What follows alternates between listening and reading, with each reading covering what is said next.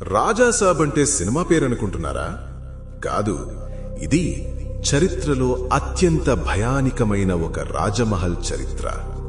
ఈ రాజమహల్ రాత్రి 12 దాటితే మనుషుల్ని కాదు, వాళ్ల ఆత్మల్ని లెక్క పెడుతుంది. అక్కడ అడుగుపెట్టిన ప్రతి ఒక్కరూ ఒకే మాట చెబుతారు, ఇక్కడ ఎవరో చూస్తున్నారు అని.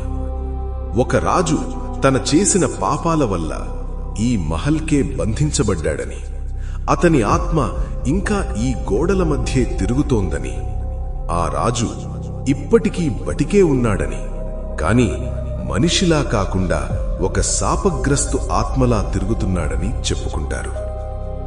ఇది కథ కాదు, నిజ సంఘటన. దానికి ఉదాహరణలు రాజాసాబ్ మూవీ సెట్లో జరిగిన కొన్ని సంఘటనలే. ఈ కథ రాయగానే యూనిట్లో మొదటి రోజు నుంచే అసాధారణ విషయాలు మొదలయ్యాయట. అవి ఏమిటంటే, మొదటి నైట్ షూట్లో కెమెరా ఆటోమేటిక్గా ఆఫ్ అవ్వడం, లైట్లు ఫ్లిక్కర్, బ్యాక్గ్రౌండ్లో ఎవరూ లేని చోట అడుగుల శబ్దం వినిపించాయట. అలాగే అసిస్టెంట్ డైరెక్టర్ ఒకరు మానిటర్ దగ్గర నుంచే అచేతనంగా కూలిపోయారట. డాక్టర్ ఒకే మాట అన్నాడట, ఇది భయం వల్ల కాదు, ఎనర్జీ లాస్ అవ్వడం వల్ల అని. అది విని అందరూ షాక్ అయ్యారట. అందుకే షూటింగ్ మొదలుపెట్టే ముందు ప్రత్యేక హోమం, ప్యాలెస్ సెట్ చుట్టూ నిమ్మకాయలు, దిష్టిబొమ్మలు పెట్టిన తరువాత షూట్ చేశారట. అయితే అసలు భయం ఇక్కడే మొదలైంది.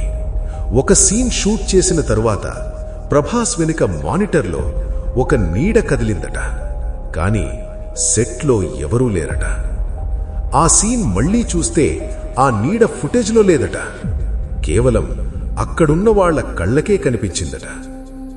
అప్పుడే యూనిట్లో ఒక మాట నడిచిందట, ఈ సినిమా కథ కాదు, ఈ ప్యాలెస్ నిజంగా శాపగ్రస్తం అని.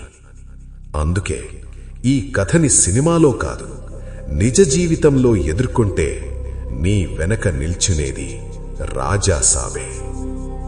ఇప్పుడు చెప్పు, నీవు ఒంటరిగా ఉన్నావా, లేదా ఎవరైనా నీకు కనిపిస్తున్నారా? వీడియో నచ్చితే లైక్ చేయండి, మీ ఫ్రెండ్స్ తో షేర్ చేయండి. ఇంకా ఇలాంటి మంచి వీడియోల కోసం మా ఛానల్ ని సబ్స్క్రైబ్ అవ్వండి.